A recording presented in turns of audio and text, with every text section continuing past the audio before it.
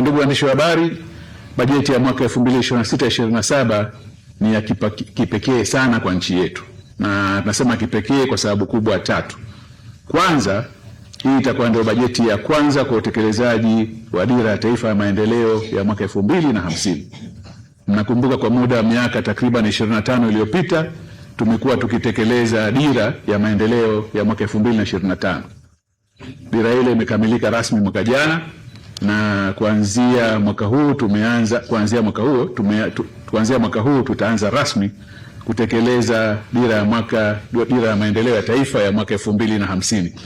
Imezinduliwa mwezi Julai mwaka jana Mheshimiwa Rais wa Jamhuri ya Muungano wa Tanzania Dr. Samia Suluhu Hassan, na sasa iko tayari kutekeleza. Na bajeti hii tunakwenda nayo itakuwa ndio bajeti ya kwanza ya kutekeleza rasmi dira ile.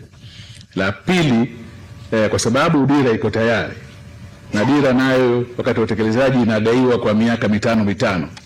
Kwa hiyo vile vile kwa mnasaba huo, hii itakuwa ndio bajeti ya kwanza ya kutekeleza mpango wa 4 wa maendeleo ya taifa wa miaka mitano.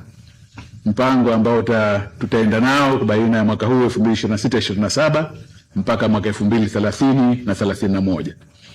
Na tatu, wote mnafahamu, mtakumbuka kwamba mwaka jana tulikuwa na uchaguzi mkuu.